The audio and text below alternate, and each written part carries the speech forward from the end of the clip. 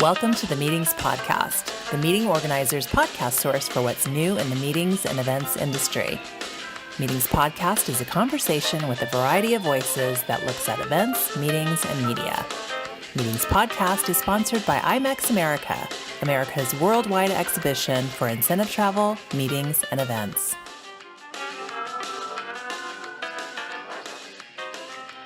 Welcome back to the Meetings Podcast. This is Mike McAllen from Grass Shack Events and Media and AV for Planners. And today we have my old friend, Jason Perkins. He's not old, but he's much younger than I. He's art director with Make Animals. He is you're art director and you're the founder owner of it, correct? Correct. Okay. Jason graduated to the world of events in 2000 after several years assisting traditional advertising agencies with the internet and digital media boom. With an ability to see the whole show, at the conceptual level, he works with companies to ensure their event communicates a clear, consistent visual message from the first media touch to the moment the lights go up on stage. That's awesome. Boy, that's like a little bit of a run-on sentence. I must have wrote it. So, Jason, I have several questions for you. I want to first thank you for talking to me. We haven't talked in a long time. Yes. Thanks for having me, Mike. It's fun to be here. Yeah, and you have a really good first step on your baseline drive to the basket. I want everyone to know. Well, it's fading over the years, but I like to think it's still there. Yeah, you still have that triple threat going right by, I know. Okay, so let's start out. And what's your favorite quote?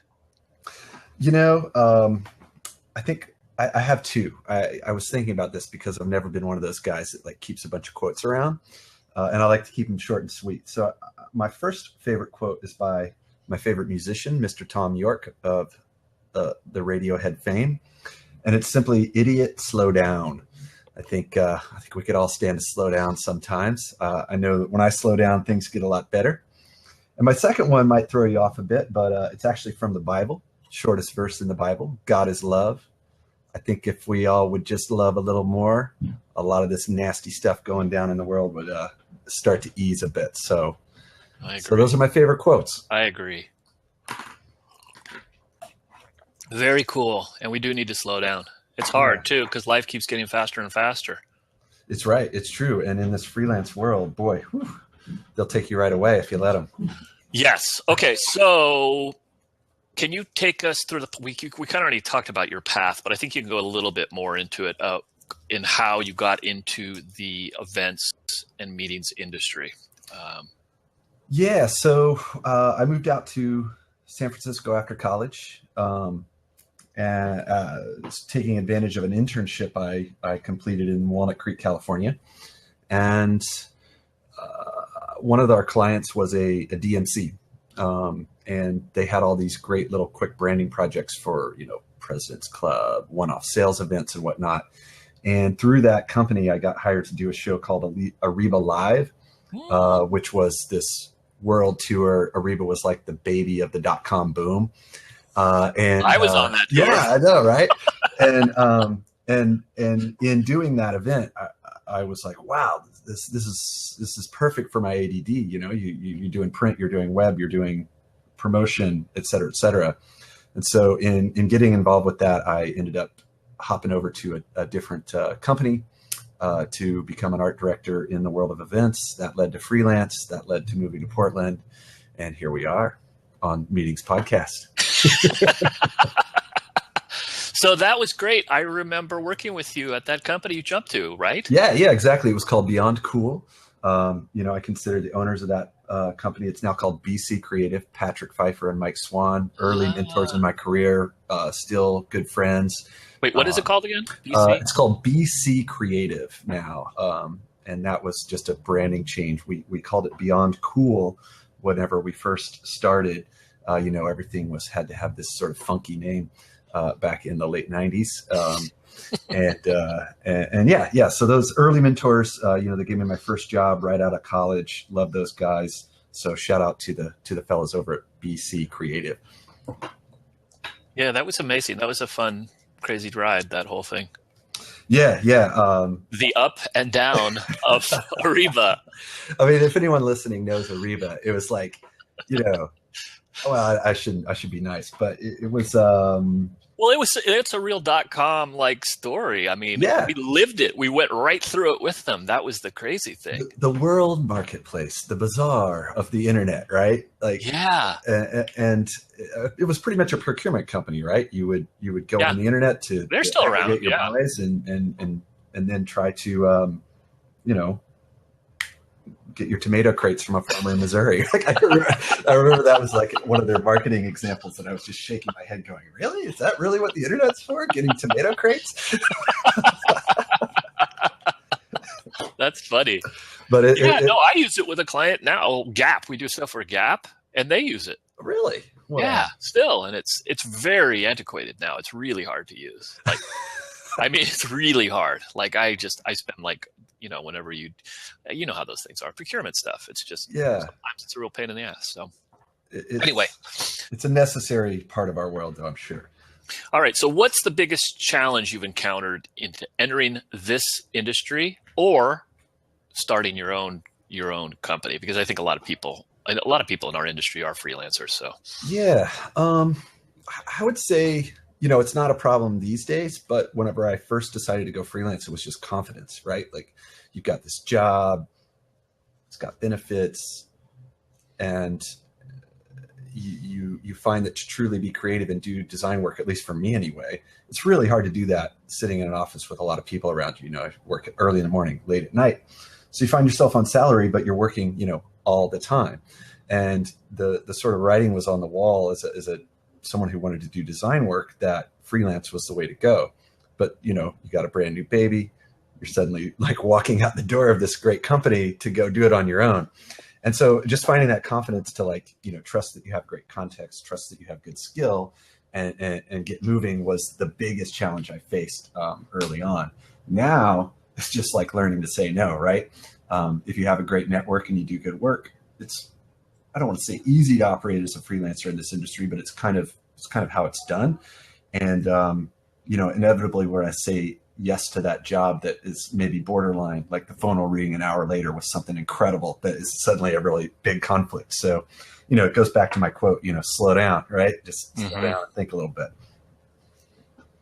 So is it your company? Is it, yes. you have a team though, don't you? Yeah. People? So I have a team of 3 or 4 guys. You know, we accept women as well. Currently, none will work with me. It might be a little smelly. That's understandable.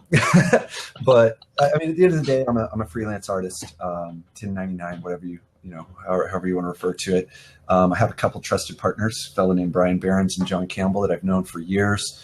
They're both really hardworking guys who sort of have complementary skill sets to me, so we can tackle, you know, most media that's involved with an event when we team up. You know, they do their own thing as well, but usually we find ourselves tackling projects together, going on site together, and getting it done. But at the end of the day, it's just me sitting in a room at Make Animals. Yeah, pounding away. That's good. Yes. Yeah. I have all these different questions. I looked at your Make Animals site yesterday. I saw you riding a Segway, and I thought that was really great.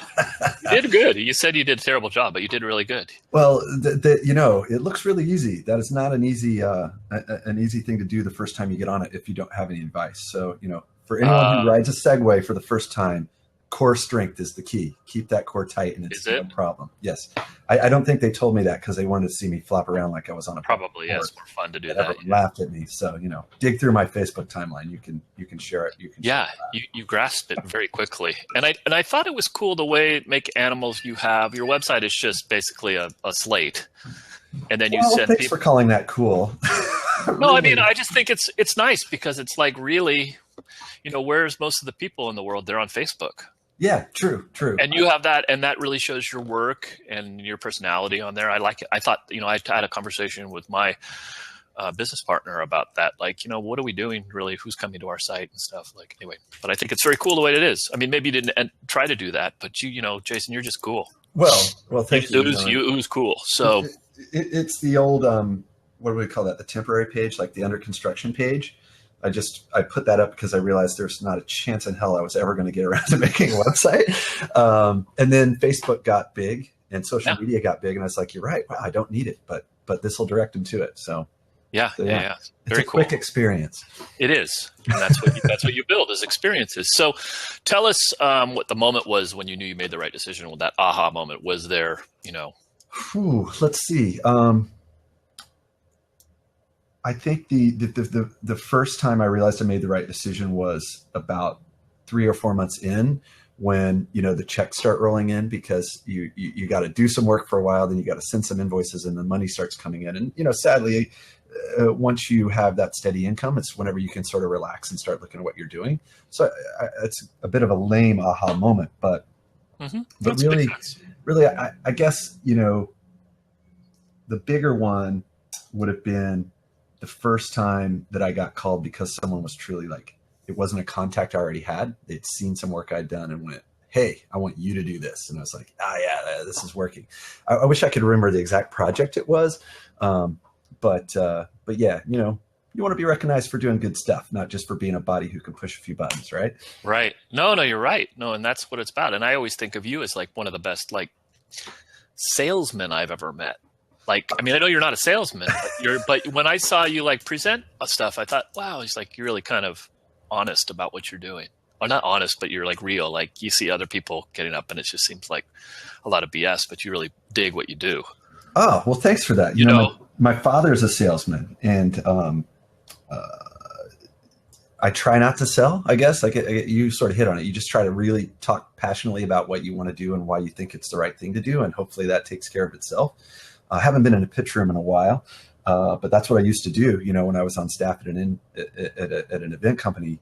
And I was like, wait a second, I'm supposed to be an art director. Why am I always standing here doing pitches? Yeah. But I thought that at Envision, that's what they saw you. I remember being in those conversations when we were talking about doing proposals and things, because that's what I did when I was there too. I did a lot of proposal stuff, got those done. But it was you going in and pitching was great. Yeah, it's a necessary beast, right? And at the end of the day, you get to talk, which we've established I like to do. So I guess it was a nice fit. Mm-hmm. Mm-hmm, mm-hmm. Okay, so let's go in and tell us what you do. Basically, this is kind of what if someone wanted to work with you. We just talked about you're an art director and events, but let's kind of say someone work with you. Take us through kind of the process of what you do for clients. Yeah, so try to just basically provide consistent visual support throughout an event, a live event. We get on and off of that train in many different ways with our different clients. I guess the ideal project would be starting out and coming up with a conceptual look and feel for an event, then applying that to all the various pre-event media, on-site media, and post-event media when necessary. My forte over the years has become that sort of conceptual design and then motion graphics. And then, presentation development and design, hopefully the more animated high-end stuff versus say the slideware, if you will. When I get my team involved, we cover print, signage, and, all points in between, email blasts, digital communication, and whatnot. You can get really fragmented, with all the apps that are coming out, all the new crazy changes in digital media. Mm-hmm. So we try to stay up on that. We try to keep adding team members to be able to hit all facets. But at the end of the day, I feel like I'm trying to guide clients to keep things consistent, keep things on point, and really, so whenever you're on site and walking through those halls or in the general sessions rooms, you realize that it's all come together and looks tight and crisp and clean. Very cool. And then you also do VJing, don't you? Yes. So my true passion, if you will, is that real live mixing of visuals. Quite frankly, I don't do it a ton in the corporate arena because things need to be checked out and locked down. And whenever you're truly doing live mix VJing, you're improvising. You're doing it on the fly. You're reacting to the feeling of the room, the feeling of the music. So I do that a lot for parties, maybe more progressive companies like, say, an Adobe, who wants that experience, who's not afraid of the risk taking that's involved in that. But really, when I'm doing it ultra passionately, I'm just volunteering for some band I like, down at a local club, just to sort of release from the grind of work and just go out there and have fun. But as trends are changing, as people are taking more visual risks with all the great projection mapping things that are starting to happen, I'm starting to get inquiries about that, and it's awesome. I mean, that's where I would love to sort of end my career, is just fully on the sort of entertainment side of visual creation versus the ultra planned, ultra locked down side. Yeah, I guess there's a good mix of both, because the lockdown stuff probably pays pretty well too. Lockdown stuff pays nicely. When you tell a client, they're like, well, what's it going to look like? And you say, I don't know till I start doing it. They usually they usually shy away from that. I don't know why. But I'm starting to learn how to bridge that gap and say, well, here's the vibe of it. But for it to really feel right, you need to, if you're doing a walk-in and the room's only half full, you got to kind of keep it tempered. And then as the room fills up, it starts to build and grow and grow. So I'm learning how to sort of give them a preview into what things will look like, as to not scare them away and send them running from my office. So that's basically so you see that as the vision of the future for you for what you're going to do. I mean, is that? Yeah. I mean, at the end of the day, I'm trying just to push into the clientele that really want design. They really want to, use not just, us designers. We think it's all about us so often. I'm sure, you've never heard that one before, but it's true. When you can let an AV team bring in their knowledge and really take their recommendations on what's going to make a room look great, when you can trust your producer's knowledge of say the talent they want to bring on stage, or the flow of how a show should run, and then down to the design end, like, hey, I think on this giant wide screen, this is going to look a lot better this way than, say, that way. Being not my way. No. You can really do some amazing things. And so, in doing this for the past 10, 12, 15 years, as you get more credibility, as you get more people that know you, and you start to get trusted more, really what I find is the work just goes to a higher level, right? So that's what I'm after, I guess you could say, in the ideal project, in where the vision of the company is going, is not just trying to take advantage of every single new technology that comes along, but really trying to utilize the talents of everyone on the team and trust each other to do our best work and make things look as stunning as they can look. Very cool. So you tell me about some of your trips. I know you just got back from a pretty cool trip.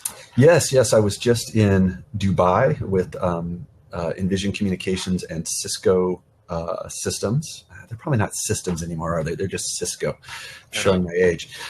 Doing the Internet of Things World Forum.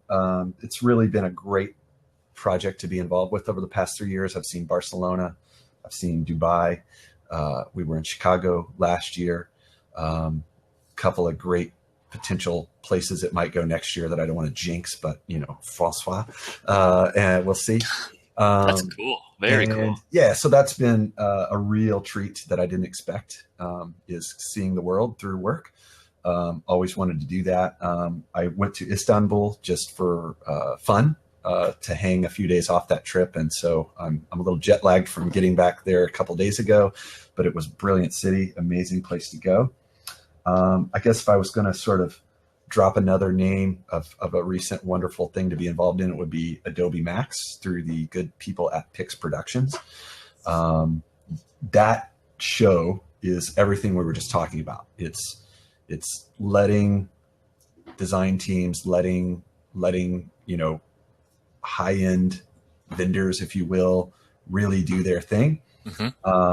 It's a little intimidating to work for Adobe because they're the people that make the products I've built a career on. So you're like, you lock up a little bit, and then you meet with them and they go, no, man, just let let it hang out. Show me what you'd want to do.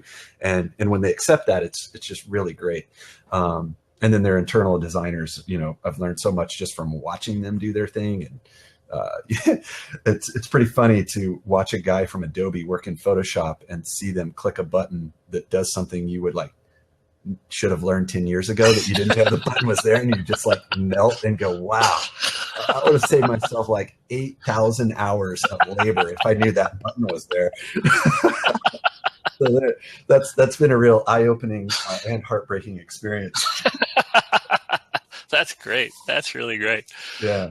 All right. So, and do you have anything coming up that's exciting? Let's see. I'm heading to Adobe's Digital Marketing Summit in March. Coming up. That's going to be a fun show. That was the first big corporate event I ever did my VJing on. So that was really great. We're not sure exactly what the media plan will be quite yet this year, but I'm sure it'll be stunning. And honestly, I'm taking a trip to Mexico with my family over the holidays. Where? So to shut the computer down and not work over the holidays, it'll probably be the first time in my freelance career that I've done that, which is a little bit sad, but I'm pretty excited about that, taking some time off. Where in Mexico? We're going to the Yucatan Peninsula, sort of Tulum area. Speaking of love, bringing it back full circle, I've got my mother and father-in-law, and then their sister, so I guess my wife's aunt and uncle, are celebrating a dual 50th wedding anniversary. So we're just going to go down and sit in the sand and celebrate that. That's wonderful awesome. event. Yeah, that's cool. Awesome. Yeah, and your wife is just way pretty and nice and too good for you. Watch it, McAllen. Really too good for you, I have to say. Well, as they say, I married up, right? She hasn't figured it out yet. Hopefully she won't figure it out anytime soon. I always thought there was something happened there. Maybe there was a car accident or something. I don't know. No, just kidding. Okay, so I'm going to ask you a few questions that are just about you now. Okay. Take us through a typical day. Do you have any kind of morning rituals that you do? Do you have any kind of sites you always go to look at on the interwebs? Just special foods? Anything you do? It's interesting for other people to learn, I think, from kind of successful people on what they do. Well, it's interesting. I'm really working on that, honestly. The trip to Istanbul, I kind of had a little awakening just this last couple days. I was tromping through, looking at some mosques and learning about how someone in the Muslim religion, I should say, structures their day around prayer, right? Mm-hmm. And I'm like, wow, 5 times a day, man, that's a lot of praying. But this tour guide told me these wonderful things. It's like, start your day with it, end your day with it, set milestones in the middle of your day with it. And I was like, boy, I could really use that, because really I'm a bit frazzled in my day, right? I guess the honest picture of my day that is can I get in and get 3 hours of design work done before 9 a.m. before people start bothering me? And I love you, clients. You can keep bothering me. And then, after my kids go to bed and my wife goes to bed, I'm back at the desk from 10 to 1 a.m., get more design work done when no one will bother me. When really what it means is I just got to quit letting people bother me, right? And I use the term bother in a bad way, but, I think a lot of sort of being a freelancer is about figuring out how to get your work done, but getting that next job. So I always want to answer the phone. I always want to answer my email. I always want to take all those meetings to the point where it's potentially a fault. Mm-hmm. And so I think what makes some of my clients love me, that responsiveness, also just crushes my ability to be fluid in my design process. So I'm working on that. So I don't know if that answers your question, or if it just paints a picture of this frazzled person that I am. No. And I think you're right. I think those are the hardest things to do. And so you work at night and then early in the morning? You just said? I do. Would you sleep ever? Sometimes not nearly enough. But it's starting to catch up with me, right? Like, I'm 40 years old, just sort of slowing down a bit. Uh-huh. In my 30s, I could like plow through that 6 hours at night, 3 hours in the early morning, answer the phone all day, get home and give my family the attention they need and just be fine. But I was starting to really suffer in those early morning and late night hours, like just staring at the computer, not getting anything done. So it's sort of been a bit of an awakening that it's time to get a little bit more respectful of my own time and how hard I'm pushing my body. I could probably stand to drink a couple less beers here and there, so some changes like that. I don't know if it's my age and what I'm paying attention to, but like all these little fingers are starting to reach out to me and show me this, be it, those little insights I gained in what I thought was just a vacation in Istanbul, sort of learning from another culture, links in social media of like all these 40-ish-year-old guys going, boy, I had to reboot my life because I was falling apart. And, you read about it and you're nodding your head. You're going, yeah, well, that's me. So, I think I'm struggling to find the word, but I think it's just trying to be a little more in tune to the reality we put ourselves in and realizing that if I answer that email 4 hours later, it's okay. I don't have to answer it 30 seconds after it comes in. Right. So, I guess the picture of my day is that I'm trying to make it a cleaner, more well-planned experience than it currently is. It's very cool. And I thought to myself that, when you get in this industry and you travel around the world, I think it's cool that you took time to go do something. And you actually went to that's all this crazy hate going on for Muslims, and I really appreciated the stuff that you posted in wherever you posted it, Facebook or whatever. That it was neat to see that you're in a total Muslim country, basically, and everybody's totally nice and friendly and wonderful. Yeah, I mean to get off the topic of work and into that reality of our world. I'm glad you mentioned that because it was funny. I grew up in the Midwest. I come from a part of the world that is currently very scared of some of the things that are getting shoved down their throat on the news. Mm-hmm. I booked this trip to Istanbul based on a couple friends' recommendations of, hey, if you're going to be in Dubai and you want to see a city you've never seen, like go there. It's brilliant. And, suddenly Russia and Turkey are kind of getting into it right before my trip. Things are exploding with, Donald Trump and all of his rhetoric about, not letting a Muslim person into our country, et cetera, et cetera. And I got a little bit of cold feet. I was like, oh boy, should I be going there?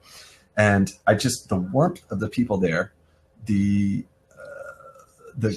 supreme feeling I recognized just walking the streets, that like, wow, I'm a minority here. Like I'm like a tall white dude walking around to all these Turks.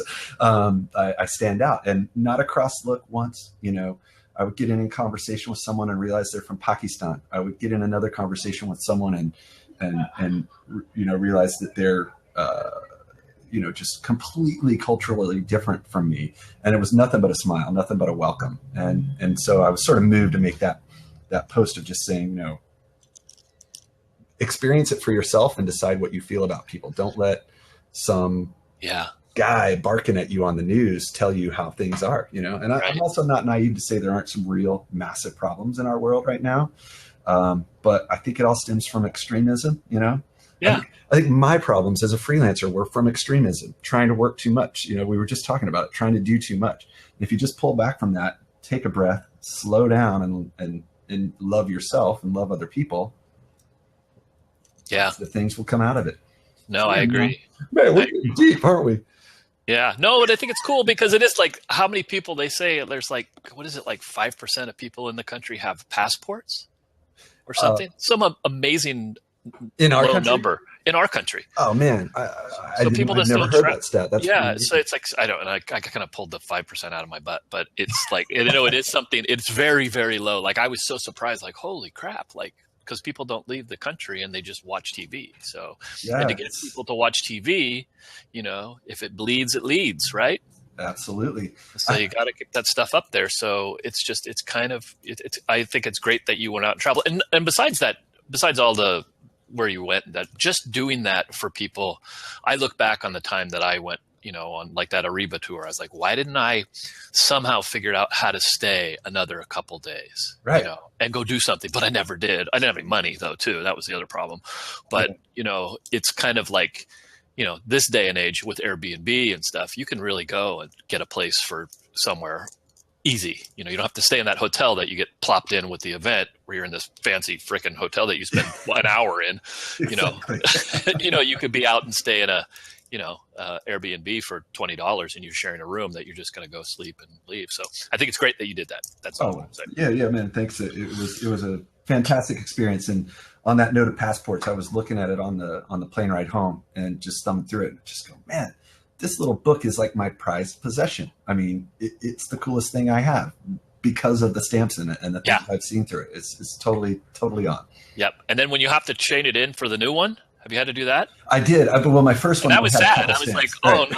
I was like, oh, now my new one has like two Mexico. Better get on a plane. I know. I need to travel. All right. So, what's the time like? Oh, we're got plenty of time. What did you want to be as a kid? Yeah, I guess if I'm being honest, I wanted to be a basketball player, right? Yes, because you are. Yeah. Well, I play with the old guys, once a week at the gym, and man, am I hurting when I get out of there. I would say beyond that, a little fun story. I wanted to be a journalist when I was in college. Like I was writing the sports page for my college newspaper, and I had this experience, basketball. I loved the basketball team, probably covered them more than they deserve compared to the other wonderful sports on our campus. And I started to notice that the athletes on campus, when they saw me coming, they would start to clam up. And I was like, whoa, is this because they're afraid I'm going to write down what they're saying, right? Like, we're not in an interview situation or anything else. And that really, it sort of turned me off to the idea of being a journalist. I also misspell a lot of words. That doesn't help either. So I don't know if on a subconscious level that pushed me into just general communication, or I didn't know what I wanted to do instead. So I started studying PR and graphic design. But that's a long-winded way of saying for a while there, I thought I was going to be a journalist. And now with what's going on with media, I mean, we were just talking about it. I'm so happy I'm not in that field. Yeah. Although I think it could use more and more good people. That was part of my path, if you will. Very cool. So what book do you gift others? Do you have a book that you give people? Or a favorite book, I guess, too. If you I've never read a book. I'm not very good at reading books. I get very distracted. I'm trying to think if I've ever given anyone a book.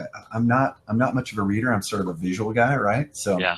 I'm more into like sharing photos and whatnot. But there was this great. You can use Audible. Listen to it, because you can get a free audio book. Through our podcast. Audible trial / Meetings podcast. Go ahead. Sorry. Oh, no, it's fine. I threw an ad in there really quick. That's the first time I've ever done that. So. Oh, I doubt that. Go ahead. Sorry, I didn't mean to interrupt you. I'll have to follow up in the comments maybe on something. There's this great book. I had this experience with Barry Zito, the Oakland A's. Yeah. He read this book. I just remembered it. Good. I didn't think I was. So the Giants too, right? Yeah. Not when he was an A. That's when it mattered. It's called Creative Mind and Success, and the name of the author is slipping me at the moment. But the story goes like, I read this interview with Barry Zito when I was a huge fan of his, where he was talking about this book, Creative Mind and Success, and the gist of this book is that it's a sort of like a old school self-help book, right? Like, think positive things will happen. Want this out of your life, get your mind in that mode, and it will start to happen. And I ran into him at a restaurant in Walnut Creek once, early in my career. It was like a little thing where they were promoting the A's, and he had slipped off to the restroom, and he's walking out of the restroom, and like these throngs of beautiful women are trying to get his attention. And I somehow said, "Hey Barry, I wanted to talk to you about this book," and that made him stop and pay attention to me around all these beautiful women, which surprised me. And I said, "Hey, I just wanted to thank you. I read that book, Creative Mind and Success, that you recommended," and his face just lit up, and then sort of his eyebrows scrunched, and he goes, "You read that whole thing?" And I was like, "What?" "Well, yeah, like you recommended it." And he was like, "Oh man, that was so hard to read. It's so deep." And I'm like, "Yeah, it was." But I go, "Really? Like, great book." And he's like, "Oh man," I could see him go, "Wow, like like, boy, when I talk, maybe some people actually listen. Like, I think he was more like taking little nuggets out of it, maybe that were like helping him, not walk batters. But it was a funny experience. And it's a great read. It's a tiny little book. And I wish I could think of the author right now, but I'm sure it's very easy to find. Thing. We have the Googles that we yes, the Googles. How about podcasts? Do you listen to any podcasts?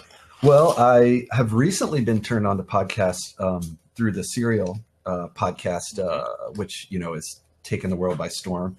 And there's a new one now, you know that. Yes, it's killing me, right? Because I listened to like all of Serial season 1 in like 2 days. Yeah, and I gotta wait a week. It's not good. Yeah. Through that, I got turned on to This American Life, which it's kind of funny to say you would get turned on to that as much of a staple as it is. But I'm just such a music listener. I've really enjoyed the change of pace to listen to podcasts while I'm working, just sort of like different change of pace. And I'm certainly going to be digging through the archives of Meetings podcasts. God, you're good. You just have do you have brown eyes? And then what was I going to ask? Surreal, This American Life podcast. So speaking of music, what's your favorite music artist at this time? And do you listen to Pandora or Spotify? And if so, what is your channel you listen to? Yeah. So, man, I am very eclectic on the music end. I would say my favorite bands probably of all time are the String Cheeses and Yonder Mountain String Band. I'm very much into the 20-minute jams, let your mind wander type of thing. But I have eclectic taste. I love bluegrass. I love hip hop. I love, I would say, of a sort of a well-known band. People are like, who the hell is this guy talking about? Is Radiohead, They hung my musical moon, if you will. I like Pandora because it takes the choice out of it. When I get into Spotify, I lock up. I'm like, and I just listened to a bunch of albums I own sitting on the shelf over there. Yeah. But yeah, I mean, I like really familiar music when I'm working. It's hard for me to listen to new music because it takes my mind away from what I'm doing. So I find that I put on the same old things I love, and it sort of just becomes background and kind of gets me in a tempo to work and get going. But yeah, I mean, I think music's a super important thing. And cool. Live music is where it's at for me. And do you have a hula hoop? Do I have a hula hoop? I've hula hooped many, many times, but I do not personally own a hula hoop. I know why you said that. Yeah.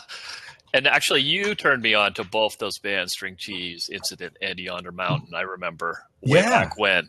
Yeah. And went off to Telluride, and with the Heasters and the friends of ours. Isn't that a great place to see music? Oh my God, it's the best thing in the world. That place. Yeah. I'd love to go back there again someday. Yeah, I almost said fish, but that immediately makes people groan. Like, oh, he likes fish, or it makes them, want to crawl through the podcast and give you a hug. So. That's funny. That's really funny. Okay, if you could time travel, where would you go and why? Ooh, man, I would certainly go to the future, like beyond my lifetime. I think so much has changed in my lifetime, technology-wise. So much is going to change in what I hope is the rest of my life. That I'm just so fascinated to see what's going to go down, eons beyond my lifetime. And I guess if I was going to go back. Oh man, I can't even answer that. That's so many things to sort of check out and see. You can just look and see what your sons are up to, really. You know what I'm going to say, and this is pretty bad. I would go back about a week ago. I was in Dubai, and I would come back in time so I could watch the Timbers win the MLS Cup live in Columbus. I've been a season ticket holder for 3 years. I've loved sports my whole life. My team, the team that I'm actually supporting, has never won the championship, while I'm an active supporter. And here the Timbers win, and I'm halfway around the world working. I've heard that those games are just crazy fun.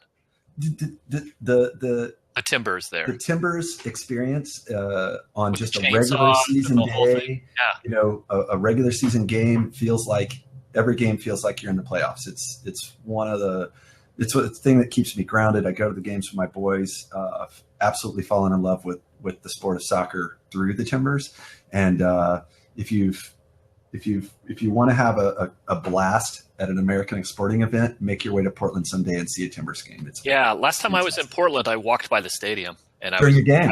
Because I took the airport. No, it wasn't a game. It was just starting. People were kind of pulling in. But I took the train to the airport. What a great system Portland has. I was staying at an Airbnb for a conference there, and I walked past there to the little, what do they call it, the Max or something? Yep, Max line. Yep. Yeah, took it to the airport. Just fantastic. But, they're a professional soccer team in Portland, if those of you don't know. And you could call Jason. He has season tickets if you need tickets. He'll take you to the game. Just say, I heard you on the Meetings podcast. I'm out of town a lot. They'll probably be available sometime. Okay. Music. What's something that's working for you right now, like an app or something, like app or a vitamin or an exercise program, time saver? Is there something you're using right now that's, I know you're now, you use Skype now, I heard. So yeah. I'm a big Skype user. My first Skype call today. It's like I'm a Neanderthal. I would say something that's working for me is trying to drink more tea than coffee. Nice. That allows you to drink it all day and not be shaken. What kind of tea? I'm an Earl Grey man. Keep it pretty simple. Let's see what else is working for me. Biking. I'm riding a bike to work instead of driving. Nice. Very Portland thing to do, but it's the fresh air wakes me up in the morning, and I feel like I'm doing a teeny little small part to help our world out. So I guess those are two easy things that are working for me now. What's the best advice you've ever received? Well, that's a good question. The best advice I've ever received would probably be, don't be a jerk. It was a different word substituted in there for jerk. Ass or something. Rhymes with Rick. And that's gone a long way for me, right? Like if you can just, as in this industry, man, there's a lot of times that people do things that would make you want to respond to them as a real jerk. And if you can just bite your tongue and get over it and stay positive, usually good results will come from it. Yeah, and it's a very small world, and it's a very insular business. It is. It's very freakishly small. Crazy. Don't burn bridges. But all you young designers who want to get into this and take my job from me, it's a huge world. It's a hard world to get into. There's so many of it. Yeah, that's great. That's good advice. Now you're giving out advice to you switch. I like how you flip that question. What's your favorite event to attend, and why is it so compelling? I say industry event usually, but just event in general is good, because I know you go to a lot of concerts and events. What's your favorite event? I know you said Adobe Max is one that you really like to work on, but you'll probably like to go there too, huh? Yeah, I would actually, having worked Max now, I would love to go to it as an attendee one day. Not like because they fired me from it. Like that would not be a good way to go. But was that the one you like, or was it digital marketing one you're working on? So both the Adobe Max is probably the one I would want to attend just from a, as a creative, to get in there and learn more about the softwares and all the cool things that they're pushing out and changing. DMS, that's the Digital Marketing Summit. It's more like how they're using their products to allow companies to market more fluidly, live experiential stuff. Boy, it's funny. As many events as I've worked on, I've gone to very, very few. So just events in general, then? Events in general, though, I have an event that I would say it is the Northwest String Summit. It's an event I've taken my family to every year for the past 10 years since we've lived in Portland, Oregon. It's a bluegrass music festival. It's got a wonderful vibe. I think I like it because you sort of chuck reality at the door. You descend down into this canyon and camp out, and it's just nothing but music and hanging out and friends. And there's no internet down there. Your cell phone won't even work. So it's like this 4-day detachment from reality that we do every year. Nice to reconnect with my wife at it, watch my kids grow up at it. It's fun. Yeah, and that's great for them too, for the memories they'll have. And you're introducing them to music, which is fantastic. Absolutely. If only they would do their piano practice without complaining. All right. So last question. If you could talk to the high school senior you, what would you tell yourself? Be nicer to people. Yeah. Yeah. I can't see you being mean to anybody. Man, I think I was a real scrawny guy. Like I had a sharp tongue, right? And I can see that. Yeah. and I mean, I wasn't this like bully or anything, but you think about some of the things you see on the news with all these kids that feel like they got to go shoot up a school or something. I'm like, man, I wonder if I would have ever said something to somebody to set them off like that. That's a very morbid way to end this interview. But no, I would also go back to that confidence thing we talked about earlier. Like there's just a lot of things in our world that will try to hold you back. And I think if you just believe in yourself and go for it, amazing things happen. And it took me a few years of getting out and on my own to realize that. So that's probably the kick in the pants I would go back and give myself if I could talk to the high school me. Very cool. Okay, so where can people get a hold of you if they want to? They want more Jason. They want to hire you to do some art direction for their events. Where do they get a hold of you? Where do they find you? Yeah, email's probably the best place. Jason@makeanimals.com. Facebook. Oh, wait a minute. Let me ask you the question before. No, that's great. I'm sorry I didn't interrupt you, but it just made me think that was the one thing. Where does Make Animals come from? Oh, I'd love to tell the story. So it's a two-pronged story. There was a lyric from a song by the band 311 that always reminded me of my childhood. And that lyric was, savor the sun, but when the clouds come, make animals, right? Make animals out of the clouds. And when I was a kid and I'd be super bored riding around in the car with my grandma, rest her soul, I'd be like, I didn't have an iPhone to play with or anything like this. Right. So are we there yet? Are we there? And she would say, well, just look out the window at the clouds and make animals out of the clouds. Tell me what you see. So it was always my first memory of being creative or trying to use my imagination. So whenever I needed a business name, there it was. Very cool. Wow. Yeah. All right. Now go back and tell us where people can find you. Jason at makeanimals.com. Would be my email. That's the best place to get me. I'm on it more than I would like to admit. Mm-hmm. And then after that, just hunting me down in social media, probably. I would say go look at the Facebook. Yeah, the Facebook page. It's facebook.com/makeanimals. I think there's nothing in between there. But if you just search Make Animals on the Facebook. Yeah. The Facebook. And I'll have it on if you want to come to the Meetings Podcast site, I'll have links to Jason's stuff there. And maybe I'll steal some pictures from there and put them on there too. So, but going to Facebook tomorrow for a meeting. I've never been down there. Oh, nice. I've heard they got great murals. I'm sure they do. Yeah. All right, Jason. Thank you so much. Hey, thanks, Mike. It was great talking to you. Yep. And I hope to have you back on another time to chat more. Yes, we'll talk about you next time. Ooh. Maybe I could be a guest interviewer, and we would do one. And you would tell us about you. That would be insanely boring, but okay. All right. I'll talk to you later. Bye-bye.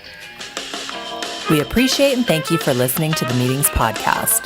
Please email with any questions or comments to meetingspodcast@gmail.com. Meetings Podcast is sponsored by IMEX America, America's worldwide exhibition for incentive travel, meetings, and events. The Meetings Podcast theme music is brought to you by the Delgado Brothers, which can be found at delgadobrothers.com.